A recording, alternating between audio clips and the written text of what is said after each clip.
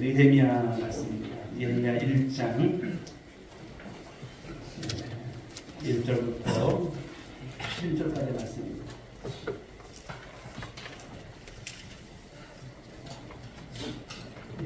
말씀 교독하겠습니다. 1절을 제가 먼저 읽겠습니다. 하갈의 아들 느헤미야의 말이라. 아닥사스다 왕 제 20년 기스루 월에 내가 수산궁에 있는데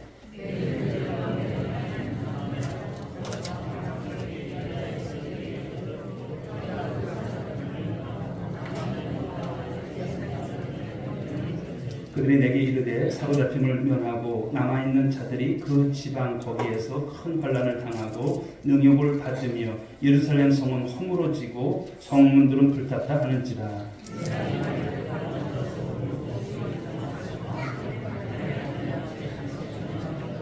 이르되 하늘의 하나님 여호와 크고 두려우신 하나님이여 주를 사랑하고 주의 계명을 지키는 자에게 언약을 지키시며 긍휼을 베푸시는 주여 간구하나이다.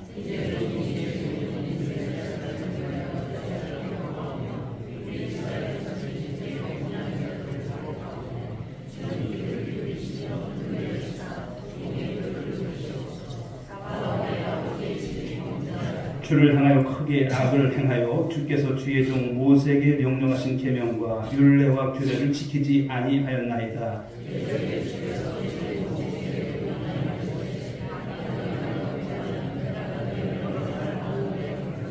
만일 내게로 돌아와 내 계명을 지켜 행하면 너희 쫓긴 자가 하늘 끝에 있을지라도 내가 거기서부터 그들을 모아 내 이름을 두렵고 택한 곳에 돌아오게 하리라 하신 말씀을 이제 청하건대 기억하옵소서.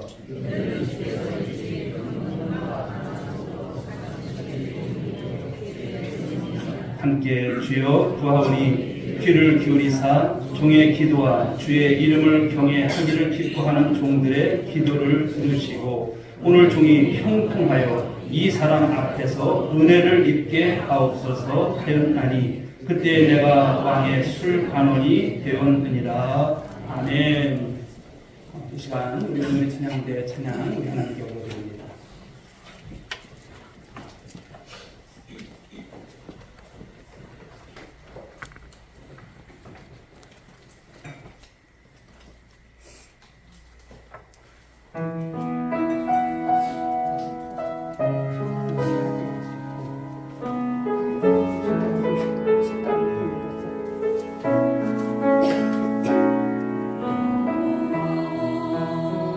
나의 목자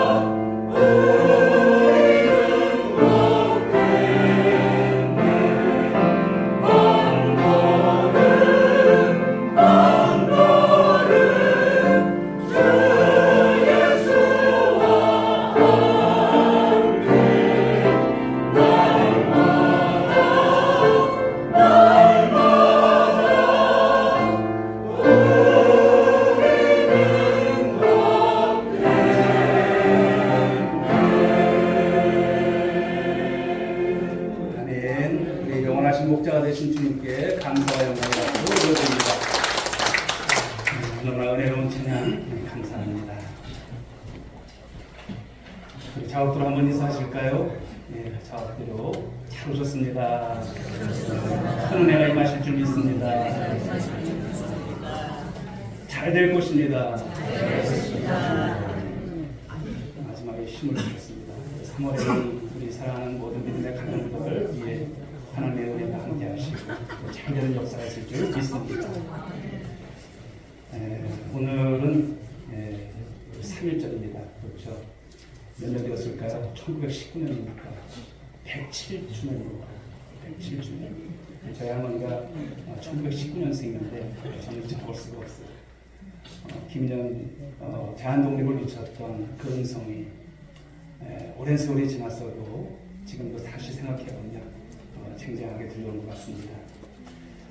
오늘은 이 시간에 우리가 3일절을 마칩니다만 단순한 어떤 기념일로 그냥 우리가 몇 가지의 발자취를 살펴보는 정도의 말씀이 아니라 우리 자신들을 한번 오늘 말씀을 통해서 나를 다시 한번 성찰해주고 그 역사 속에 살아계신 그 주님은 그때도 하나님이셨고요. 그때도 민족을 구원하시기 위해서 일하셨던 하나님이신데요. 그 하나님의 주권을 다시 바라보시는 이 귀한 은혜의 시간이 될 수 있기를 또 주 앞에 거룩한 모습으로 나아가는 우리 성도들이 될 수 있기를 주님의 이름으로 축복합니다. 자, 역사는 결코 우연이 아닙니다. 우연히 어떤 우연의 연속이나 인간의 의지대로 흘러가지 않습니다. 여러분 역사의 주인은 누구실까요? 하나님이십니다. 하나님 손에 있어요. 하나님의 계획 속에 있습니다. 모든 역사는 그래요. 알파가 되신 하나님께서 이제 오메가가 되신 하나님으로 모든 것을 이뤄가실 줄 믿으시기 바랍니다. 그렇습니다. 바로 우리가 섭리라고 하는 것이죠. 우리는 섭리신앙을 받는 거예요. 하나님의 주권을 믿고 그분의 역사 가운데 그분의 섭리 가운데 모든 것이 흘러간다라고 하는 것을 믿는 우리들. 그러나 그 섭리는 하나님께서 역사하시지만 그 시대 가운데 그 어려운 형편 속에서도 그런 환경 속에서도 믿음의 사람들을 통해서 그 시대에 정말 눈물로 기도하는 사람들을 통해서 헌신하고 순종하는 바로 당신의 백성들, 믿음의 사람들을 통해서 구체적으로 이루어가실 줄 믿으시기 바랍니다. 오늘 우리가 함께 붙들 말씀은 느헤미야 1장 1절부터 11절까지의 말씀이에요. 오늘 말씀의 내용을 보게 되면 고국 예루살렘에 무너진 바로 이 성전과 성벽 이런 소식을 듣고 오늘 비탈에 잠겨있고 또 그런 가운데서 정말 울며 금식하며 하나님 앞에 간절히 기도했던 그 한 사람을 만나요. 그 이름이 누굴까요? 느헤미야입니다. 느헤미야. 그래서 오늘 말씀의 제목은 이 3.1절 우리 주일 예배를 통해서 말씀의 제목은 이 시대의 느헤미야라고 하는 말씀으로 함께 은혜를 나누고자 합니다. 그때 느헤미야가 오늘 이 시대의 저와 여러분들의 여러 모습 속에서 그런 역할이 되어야 할 줄 믿습니다. 오늘 이 유다 나라의 이야기는 단지 먼 과거의 이야기가 아니죠. 일제강점기 아래서 바로 나라를 잃고 민족의 존엄이 무너졌던 우리 대한제국의 이 비극적인 역사, 잊을 수 없는 것 아니겠습니까? 그리고 오늘날 우리가 직면한 이 현실, 그렇죠. 양극단의 여러분 처리해야 되는 이런 모습 속에서 우리나라 과연 앞으로 어떻게 될까 심히 걱정스럽지 않을 수가 없어요. 그래서 오늘 직면한 현실과도 우리가 깊이 맞닿아 있는 이 영적인 교훈을 던져주는 그런 말씀이라 할 수 있습니다. 오늘 아무쪼록 이 말씀을 통해서 하나님께서 오늘 우리에게 주시는 귀한 음성을 듣고 그 귀한 말씀의 내용을 가지고 삶을 살아가는 우리 성도들이 될 수 있기를 주님의 이름으로 축원합니다. 자, 먼저 1910년 우리 조선, 즉 우리 대한제국, 조선은 일본들이 일본이 우리를 비하하면서 말했던 그런 시대, 그런 말이었죠. 물론 조선이라고 하는 말도 틀린 것은 아니에요. 그러나 1897년에 고종 황제가 대한제국이라고 해서 우리나라의 국호를 바꿔요. 그러니까 대한제국을 쓴 게 맞습니다.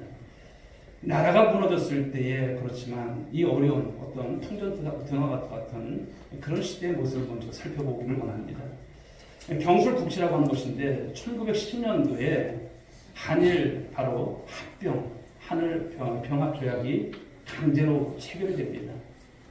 우리 대한제국은 바로 주권을 상실하게 되었고 완전한 일본의 그런 식민 통치 아래 전락하는 비극을 맞게 되었습니다. 일본 총독부는 가혹한 헌병 경찰제를 통해서 우리 바로 민중의 삶을 철저히 통제했고요. 억압했고 또 숨통을 조이는 듯한 어떤 공포 정치로 우리 바로 대한제국의 모든 백성들, 모든 자유에서 박탈하는 그런 일을 서슴없이 자행했습니다. 언론과 자유, 이 출판의 자유는 완전히 짓밟혔고 집회 결사의 이 자유는 상상조차 할 수 없는 그런 일이 되어버렸습니다. 또 이들은 여러분 토지 조사 사업이라는 명목 아래서 근대적인 어떤 토지 정렬을 내세웠지만 그 실상은 수많은 여러분 이 땅의 농민들의 토지를 강탈하고 그들을 소작농으로 전락시키고 또 우리 민족의 바로 이 경제적 기반을 뿌리째 흔들고 또 붕괴시키는 이 잔혹한 이 스타일 정책을 여러분 그들은 펼쳤습니다. 또 어떤 것이 있었을까요? 일본어 교육을 강제했습니다. 그래서 저희 아버지도 이제 그런 이전 시대에 어떤 사셨지만 일본 말을 조금 아시더라고요. 이제 돌아가셨지만 일본 이름이 있었고 이런 것을 볼 수가 있습니다. 그래서 이러한 한글에 대한 이 고유 언어를 문화를 말살시키고 민족의 어떤 정체성을 약화시키려 했던 그 시대에 여러분 참상을 볼 수가 있습니다. 더 나아가서 우리 여러분 기독교인이라면 아는 것이지만 신사참배를 강요했죠. 바로 이 만행은 단순히 여러분 일일적인 종교 의식에 대한 문제가 아니라 바로 우리 기독교인들의 신앙 그 양심을 근본적으로 시험하고 훼손하려고 하는 그러한 바로 폭구였음을 알 수가 있습니다. 이런 암울한 시기에 1919년 1월 고종 황제의 갑작스러운 이 소식은 억압받던 민족의 마음을 더욱더 격앙시키고 분노케 했습니다. 황제가 일본에 의해서 독살되었다는 이 소문이 삽시간에 퍼지면서 민족적 분노는 극에 달했고요. 동시에 그 당시 1차 세계 제1차 대전 종전 후에 이 파리 강화회의에서 미국의 일선 대통령이 주창했던 민족 차별주의 바로 이것을 통해서 절망에 빠져 있었던 이 대한지국의 지식인들에게 국제 정책 속에서 그래도 우리도 한 가지 어떤 한 줄기의 희망의 빛처럼 이런 사실이 다가왔어요. 이처럼 내부의 극심한 어가 또 외부에 변화하는 이런 국제 정세가 절묘하게 맞물리면서 우리 민족의 독립에 대한 열망은 바로 어떤 것으로 나타나게 되었습니까? 3.1운동으로 1919년 3.1운동이라고 하는 이 거대한 역사의 함성으로 폭발할 수 있었던 이 조건이 형성이 되었다라고 하는 것입니다. 그 당시 대한제국의 바로 전체 인구가 한 2천만 정도 되었다고 합니다. 그런데 기독교인의 수가 얼마 정도 된지 아십니까? 34만. 그러니까 전체 인구에서 1.2% 정도의 극히 작은 소수였습니다. 그러나 바로 그 1.2%에 불과했던 이 기독교 공동체가 3.1 운동에 있어서는 바로 핵심적인 바로 이 동력으로 작용했고 중심적인 역할을 감당했어요. 그래서 독립 이 선언서에 서명한 민족대표 33명 중에서 무려 16명이 여러분 기독교인이라고 하는 사실을 여러분 무엇을 말합니까? 단순한 통계적 숫자를 어떤 수치를 넘어서는 것이죠. 이런 역사 속에서 하나님께서 어떻게 소수의 이 신실한 공동체를 통해서 역사의 물줄기를 바꾸시고 그리고 당신의 뜻을 이루어 가시는가를 어떻게 섭리하시는가를 이 민족 가운데 하나님께서 놓지 않고 일하심을 볼 수 있는 이 성경적 원리의 강력한 상징적 사건이 무엇이다? 3.1운동이라고 하는 것을 우리가 알 수 있습니다. 우리는 여기서 바로 하나님의 주권적인 섭리 이것을 깨달을 수 있고요. 그 속에서 믿음의 공동체가 감당해야 될 이 사명의 중요성을 다시 한번 깨닫게 되는 것입니다. 사랑하는 여러분, 우리 단지 신채호가 얘기했던 것처럼 역사를 잊은 민족에게는 미래가 없다고 했습니다. 그렇습니다. 우리 과거의 역사지만 우리 과거를 잊지 않는 것 그리고 그런 가운데서 하나님께서 보호하사 이 나라의 이민족을 여기까지 인도하신 줄 믿으시기 바랍니다. 그러므로 우리 기독교인은요 어떤 사람이 되어야 될까요? 좌우를 떠나서 우리 주님 앞에서 신앙 고백을 하고 우리는 애국 애족하는 바로 그런 애국자들이 되어야 할 줄 믿습니다. 그렇습니다. 민족의 지도자이자 깊은 신앙인이었던 우리 서천 출신이시고요. 또 올라온 이상재 우리 장모님을 여러분 아실 거예요. 기독교 신앙을 가진 선각자로서 이 민족의 개몽과 또 독립운동에 누구보다도 앞장서셨고 헌신하셨던 그런 인물이시죠. 그분은 여러분 단순히 정치적인 해방이나 잃어버린 주권의 회복만을 바로 독립으로 이해하지 않았습니다. 이상재 바로 이 장로님은 성경적 진리 위에서 굳건히 서셨고요. 또 하나님 형상대로 창조된 인간은 본질적으로 자유롭고 존엄한 존재라고 하는 이 신학적 확신을 늘 가지고 있었습니다. 따라서 식민 통치는 단순한 외교적 문제가 아니라 군사적 패배의 결과가 아니라 하나님의 창조 질서 그리고 인간의 존엄성을 근본적으로 왜곡하고 파괴하는 바로 이 비성경적 폭력이었음을 분명히 그분은 깨달았습니다. 3.1운동의 상징과도 같았던 이 독립선언문에 여러분 복수심이나 어떤 폭력을 선동하는 내용이 결코 담겨져 있지 않아요. 우리 바로 이 독립선언문을 작성할 때 바로 이 상제 우리 장로님께서 모든 그런 내용의 글을 또 작성하시고 그랬던데요. 거기에 보게 되면 정의와 인도와 생존과 존영을 위하여라고 하는 이 고귀한 표현을 사용해서 이 독립의 대의가 무엇인지 그것을 밝히고 또 기독교 윤리와 사랑의 정신이 깊이 스며들어 있는 그런 여러분 독립선언문을 우리가 볼 수 있다고 하는 것이죠. 자, 이것은 단순한 전략적인 비폭력을 넘어서서 우리 잘 아는 여러분 산상수훈, 우리 예수님의 산상수훈에서 가르치셨던 사랑의 정신, 그리고 죄인된 인류를 위해서 자기 목숨을 내어주신 이 십자가의 길을 따르려는 이 깊은 신앙적 결단이 이 독립선언문에 스며들어 있음을 볼 수가 있습니다. 당시 교회는 여러분 예배당에 모여서 간절히 기도하는 기도의 신장이었을 뿐만 아니라 거리로 나아가서 뜨거운 가슴으로 만세를 외쳤고 민족의 소리를 대변했습니다. 심지어 감옥에 갇혀서도 좌절하지 않았어요. 우리가 잘 아는 대로 바울과 실라가 그 감옥에서도 찬송했던 것처럼 우리 신앙의 여러 사람들은 감옥에 갇혀서도 좌절하지 않았어요. 계속해서 찬송을 부르며 믿음을 지켰던 것이죠. 이처럼 교회는 그 시대의 어둠 속에서 민족의 양심이 되었고요. 그리고 희망의 등대 역할을 했다라는 것입니다. 사랑하는 여러분, 우리 온누리교회가 그러한 역할을 감당하는 교회가 되고 이 땅의 모든 교회가 그렇게 될 줄 믿습니다. 자, 이제 시선을 옮겨서 이제 구약시대, 느헤미야 시대를 한번 돌려보기를 원합니다. 바벨론 포로 생활 가운데 바로 하나님께서 말씀하신 70년이 차고 그런 가운데서 일부 유다 백성들이 고국 예루살렘으로 귀환을 했습니다. 1차 포로 귀환이죠. 그리고 성읍의 가장 중요한 상징이자 방어수단인 바로 이 성벽은 그러나 여전히 무너진 채로 방치되었다고 하는 것이 오늘 느헤미야의 말씀에서 그대로 여러분들에게 보고해주고 있습니다. 여러분, 성벽이라고 하는 것은 무엇일까요? 단순한 어떤 건축물이 아닙니다. 하나님의 언약 백성 이스라엘 공동체의 정체성을 대변하는 것이고 하나님의 영광을 상징하는 중요한 의미를 가지고 있는 것이 바로 예루살렘 성전 그리고 성벽을 일컬어서 말씀하는 것이에요. 그런데 이 성벽이 무너졌다는 것이죠. 자, 이것은 무엇입니까? 언약 공동체가 보호받지 못하고 있다고 하는 증거였고요. 이는 이방 민족들로부터 얼마나 많은 조롱과 멸시를 받는 수치스러운 현실이 있었는가, 이것을 엿볼 수 있는 말씀인 거예요. 이런 점 바로 친체와 함께 있어서 공동체의 무질서가 만연한 상태 가운데 빠져 있었던 바로 느헤미야 시대의 바로 모습을 말씀합니다. 여러분, 느헤미야는 당시 페르시아 제국 이 수도인 수산궁에서 어떤 역할을 했습니까? 바로 왕의 술관원으로서 일을 했어요. 그런데 여러분, 술관원이라고 하는 것은 왕의 어떤 술 시중을 드는 것이 아니에요. 그 정도가 아닙니다. 여러 여러분 가진 것을 가지고 높은 지위에서 안정된 삶을 살 뿐만 아니라 왕과 때로는 국정을 논하기도 하고 왕의 여러 가지 이제 그런 상황이라든지 또 건강이라든지 이런 것을 챙기는 아주 고위급의 그런 사람이었습니다. 그런 물질적인 풍요 그리고 권력을 누리면서 편안하게 살아갈 수 있는 환경을 가지고 있었던 사람이에요. 그러나 그의 마음은 어떨까요? 오늘 말씀을 보게 되면 결코 그 고국을 그리워했고 고국을 떠나지 않았음을 말씀하고 있습니다.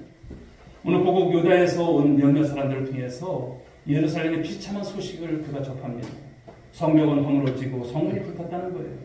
백성들이 큰 환난과 능욕을 당하고 있다는 소식을 그렇게 듣는 순간 느헤미야는 오늘 모든 것을 내려놓습니다. 그리고 그 깊은 슬픔 속에 빠져있는 말씀이죠. 그래서 말씀을 보게 되면 여기 나온 것처럼 그가 앉아서 울고 수일 동안 슬퍼하며 금식하며 하나님 앞에 기도했다라고 이렇게 말씀을 주고 있습니다. 여기서 우리는 위기에 직면한 신앙의 본질적인 태도, 그 태도를 발견할 수 있는 말씀인 것입니다. 그는 단지 정치적인 분노나 세상적인 해결책을 모색한 것이 아니에요. 냉소적인 체념에 빠져서 아유 이제 내가 돌아갈 보국도 없다 이런 생각 그런 여러분 모습도 아니었습니다. 그는 먼저 자신의 그 감정, 생각을 누구한테 내려놓습니까? 하나님께 내려놓아요. 그리고 겸손하게 기도하면서 하나님의 뜻을 오늘 구하고 있다라고 하는 것입니다. 그의 눈물을 보십시오. 그의 금식을 보십시오. 단순히 개인적인 슬픔을 넘어서 바로 민족의 아픔을 마치 자신의 것인 양 바로 이것을 가지고 깊은 영적 연대를 오늘 이루어가고 있는 여러분 느헤미야입니다. 자, 그런 가운데서 오늘 느헤미야 기도를 보시게 되면 그가 얼마나 깊은 통찰과 언약적 이해, 언약에 대한 말씀을 이해하고 있는지를 그 바탕을 우리가 볼 수가 있어요.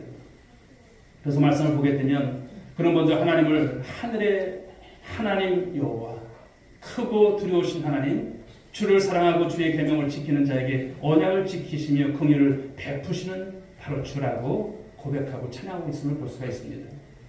자, 이 고백은 우리 구약의 말씀을 보게 되면 신명기 7장과 30장에 나타난 언약 사상을 그대로 반영한 거예요.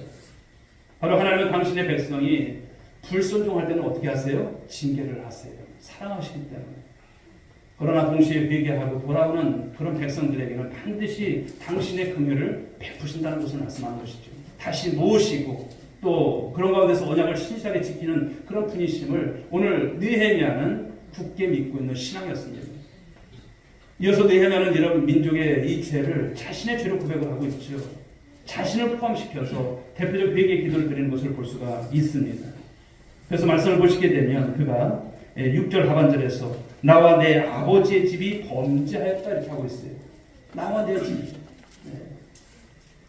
이 고백은 여러분 우리가 잘못하면 개인주의적인 어떤 신앙으로 빠질 때가 있지만 그것을 넘어서는 공동체적인 책임을 깊이 인식한 그런 모습 속에서 하나님 앞에 기도하는 오늘 느헤미야의 모습이죠. 사랑하는 성도 여러분, 우리가 개혁주의 여러분 신앙을 가지고 토대를 가지고 우리가 교회가 이루어져고 하고 말씀을 전합니다만 개혁주의 신앙은 어떤 것일까요? 우리가 개인으로서 하나님 앞에 서기도 하지만 동시에 언약 공동체 안에서 우리가 서로 연결이 되어 있다라고 하는 것을 강조하는 것이 개혁신학입니다. 우리는 공동체의 이 죄와 이 아픔에 대한 책임을 함께 공유하는 것이 필요해요. 그냥 나 혼자 신앙생활 잘하면 되지 이것이 아닌 거예요. 우리 온누리교회 안에 우리가 서로 묶여 있고요. 그것을 공유하면서 함께 주님 앞에 나아가는 모습이 될 줄 믿습니다.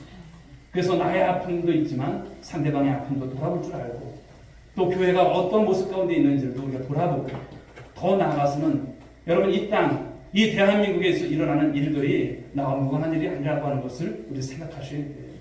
그러면서 오늘 느헤미야가 가졌던 마음처럼 모습처럼 함께 공유하고 함께 회개하는 모습이 바람직한 신앙일 줄 믿으시기 바랍니다.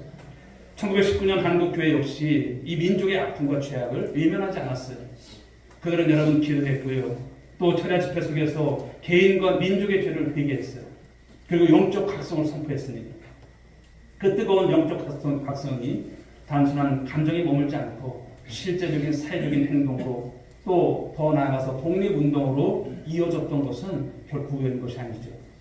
그래서 오늘 느헤미야 기도는 단순한 탄원이 아니에요. 단순하게 오늘 여러분 속상한 마음을 그냥 드러낸 것이 아니에요. 하나님의 언약에 대한 깊은 신뢰가 있고요. 민족적인 회개가 있고요. 그리고 하나님의 구원 역사에 대한 확신이 담겨져 있는 그런 기도였음을 우리가 볼 수 있다고 하는 것이죠. 자, 그런 가운데서 오늘 느헤미야 기도를 보게 되면 단순한 기도로 끝나지 않는 것을 볼 수가 있습니다. 오늘 여러분 느헤미야 기도는 구체적인 행동 그리고 그 결단으로 나아가는 모습을 보여주고 있습니다. 그런 기도 끝에 오늘 말씀에 나와 있듯이 11절에서 그런 표현이 있습니다. 하반절에서 오늘 종이 청통하여 이 사람 앞에서 은혜를 입게 하옵소서 이렇게 간구를 하고 있어요. 이 사람 앞에서 그러니까 왕 앞에서 그렇죠. 나아갈 준비를 하고 있는 모습을 보여주고 있습니다. 그러나 여러분 당시에 여러분 왕 앞에 나간다고 하는 것은 왕이 허락해 나가는데 왕이 허락도 않는데 나가는 거예요.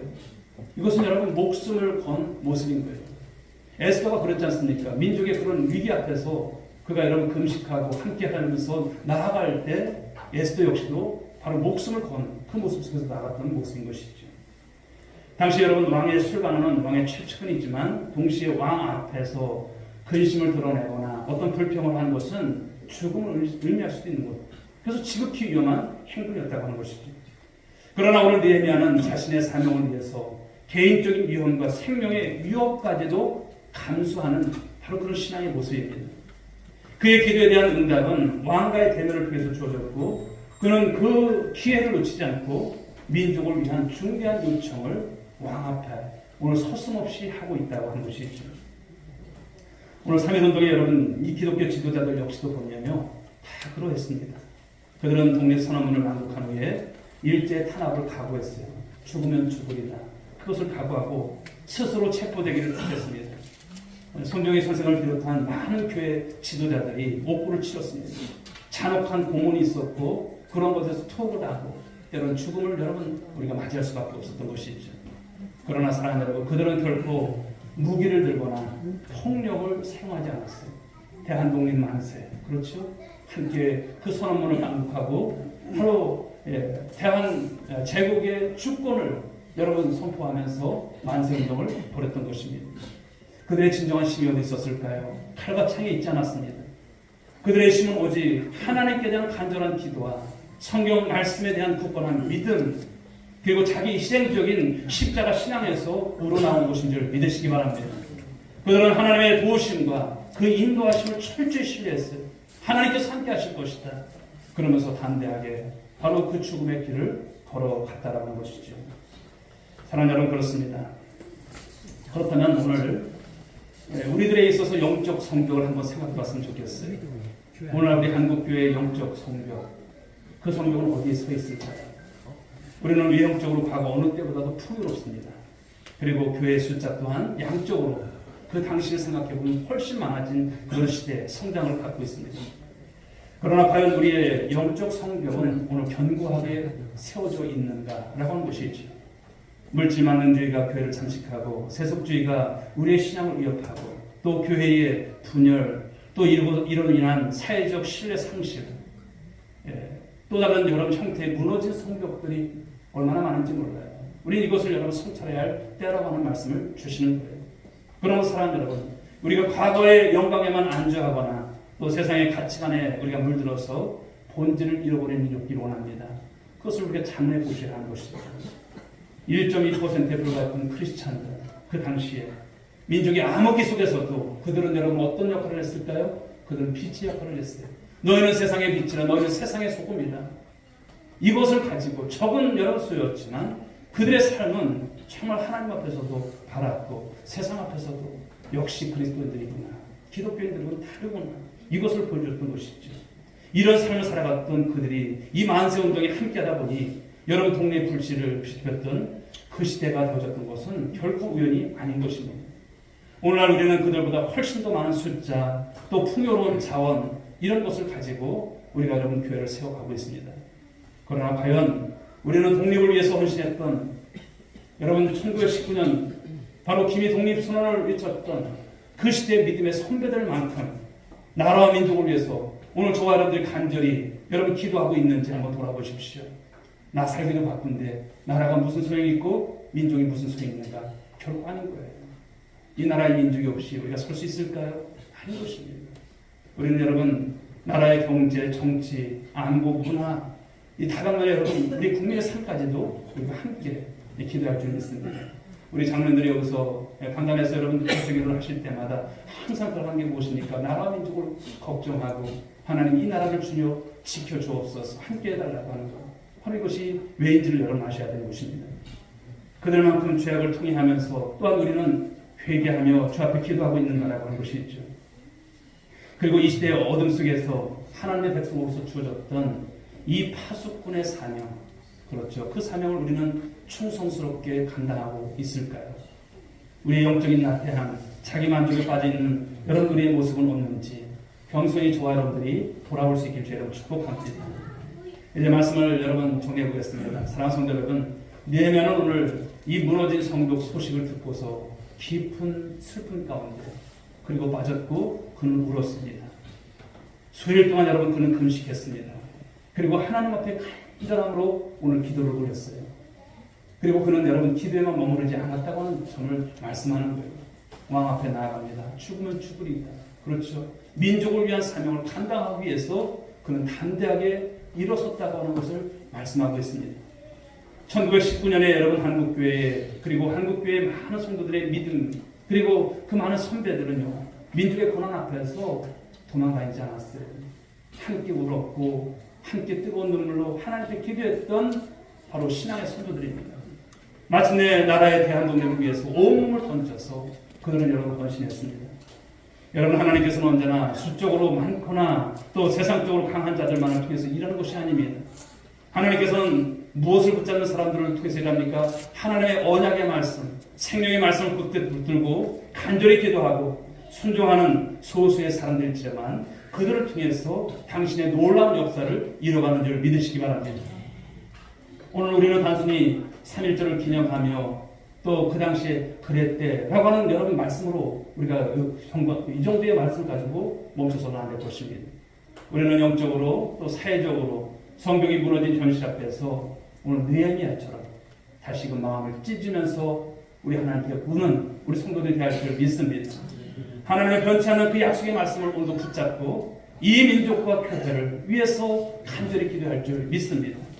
그리고 그 기도가 우리의 삶의 자리로 와서 즉 우리의 직장과 또 우리의 가정과 사회 속에서 때로는 정직함과 성실함으로 때로는 사랑과 섬김으로 때로는 공의와 정의를 실천함으로 그리고 교회 안에서 거룩함과 연합으로 삶을 살아내는 구체적인 사명의 자리로 나아가는 우리 성도들 한 분 한 분이 될 수 있기를 주님의 이름으로 축복합니다.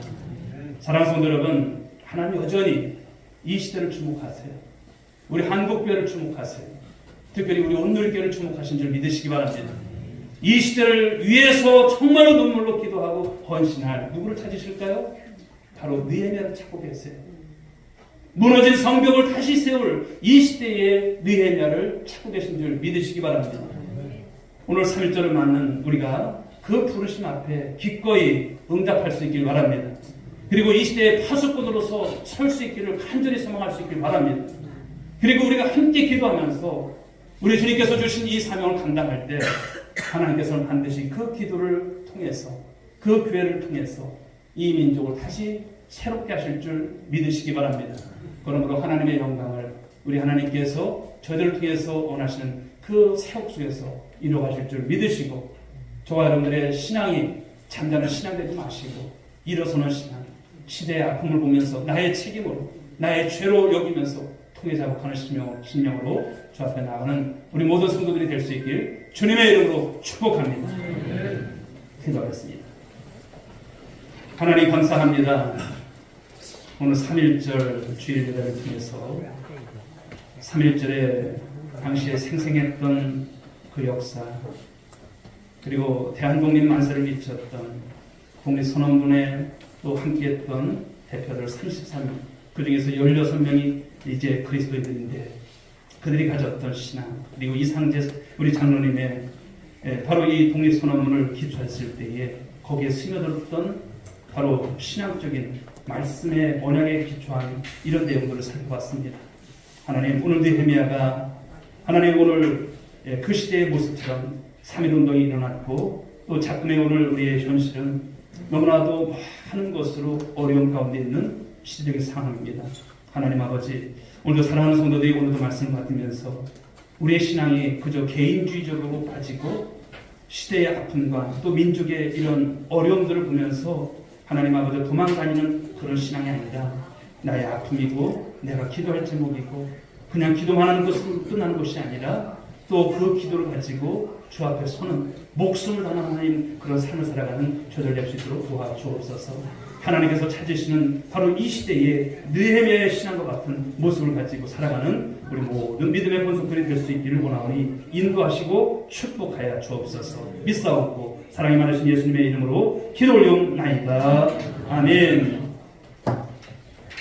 자리에서 함께 일어서시기 바랍니다. 우리 옆에 분들에게 한번 건면하시고 인사합시다. 당신이 이 시대의 느헤미야입니다. 여러분 한 분 한 분이 느헤미야가 되셔야 할 줄 믿습니다. 기도하시고 민족을 우리 하나님 앞에 올려드리는 우리 모두가 되시기 바랍니다. 우리 성령 찬양하겠습니다. 주님 다시 오실 때까지.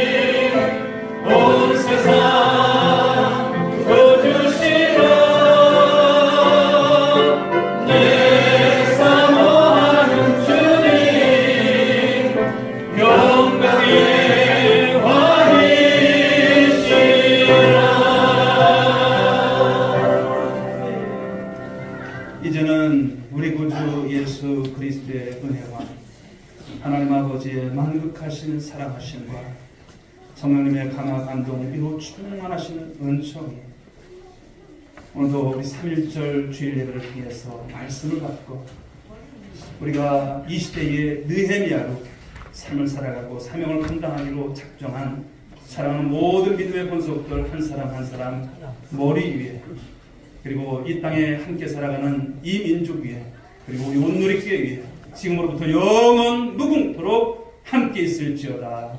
아멘.